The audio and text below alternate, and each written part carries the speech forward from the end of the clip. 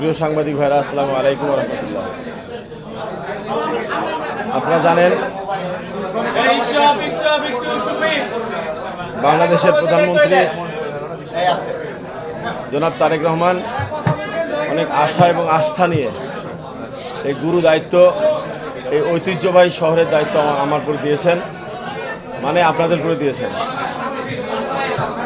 আমি এই দায়িত্ব পাওয়ার পরেই সর্বপ্রথমে আল্লাহর কাছে লাখো শুকরিয়া জানাচ্ছি, কৃতজ্ঞতা জানাচ্ছি পার্টির চেয়ারম্যান জনাব তারেক রহমানের কাছে, পার্টির সিনিয়র নেতৃবৃন্দের কাছে, এবং ধন্যবাদ জানাচ্ছি আপনাদেরকে। আমার সামনে উপস্থিত আমাদের দলের অনেক বড় সিনিয়র নেতৃবৃন্দ আছেন, সহকর্মীরা আছেন, অফিসের সহকর্মীরা আছেন। প্রিয় সাংবাদিক ভাইরা, এই শহর সম্বন্ধে আপনারা সবাই জানেন। আমাদের ইতিপূর্বে আমাদের যে সিনিয়র নেতৃবৃন্দ ছিলেন, বড় ভাইরা ছিলেন, তারা একটি মাস্টার প্ল্যান করে গেছেন। এখন পর্যন্ত সেই ধারাবাহিকতায় এই মাস্টার প্ল্যান অনুযায়ী কাজ হচ্ছে।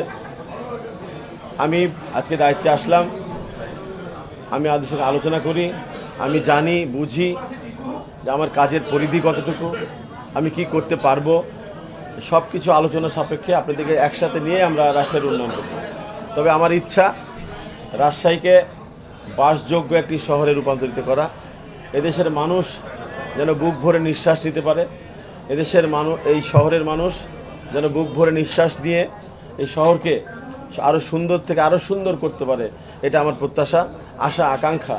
আমি আপনাদের সকলকে নিয়ে সেই আকাঙ্ক্ষা, আকাঙ্ক্ষা পূরণ করতে চাই। আপনাদের সকলের সহযোগিতা এবং সাহায্য আমি কামনা করছি। আমি আপনাদেরকে ইতিপূর্বে বলেছি, অনেক আশা, আকাঙ্ক্ষা এবং ভরসা করে জনাব তারেক রহমান এই দায়িত্ব দিয়েছেন। যে সকল দুর্নীতি আছে সে সকল দুর্নীতিকে অবশ্যই আমরা উৎখাত করব এবং মানুষকে দোরগোড়ায় আমরা সাহায্য এবং সহযোগিতা এবং এই উন্নয়ন কর্মকাণ্ড মানুষের দোরগোড়ায় পৌঁছে দেব। মানুষ যেন অতি সহজেই সাহায্য সহযোগিতা পায়, মানুষ যেন এই উন্নয়ন কর্মকাণ্ডতে আনন্দ পায় এবং সহযোগিতা করে আমাদেরকে, সে ব্যবস্থা আমরা করব।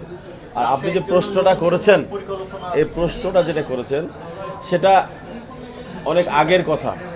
আমরা আজকে দায়িত্ব নিচ্ছি। আমি এই দায়িত্ব নেওয়ার পরে আমাদের অফিসারদের সঙ্গে আমি বসবো, আলোচনা করব, তারপরে একের পর এক স্টেপ নেব।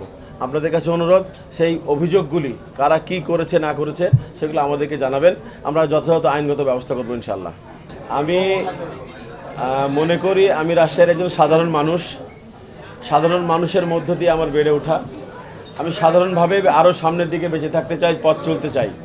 যেভাবে স্বাভাবিকভাবে চলাফেরা করি সেভাবে এসেছি। এখানে জয়েন করার পর আজ আমি চেয়ারম্যান হলাম। এখন অফিস আমাকে যেভাবে চেয়ারম্যানের দায়িত্ব দিবে, চেয়ারম্যানই করব, সেটা আপনারা দেখতে পাবেন। 100% এটা জনগণের জন্য, সব কিছুই জনগণের জন্য। জনগণই সকল ক্ষমতার উৎস। এই জনগণকে নিয়ে আমরা বেঁচে থাকবো, জনগণকে নিয়ে আগামী দিনে পথ চলবো। অতএব জনগণের জন্য আসা যাওয়ার কোনো বাধা থাকবে না, সব সময় এটা উন্মুক্ত থাকবে।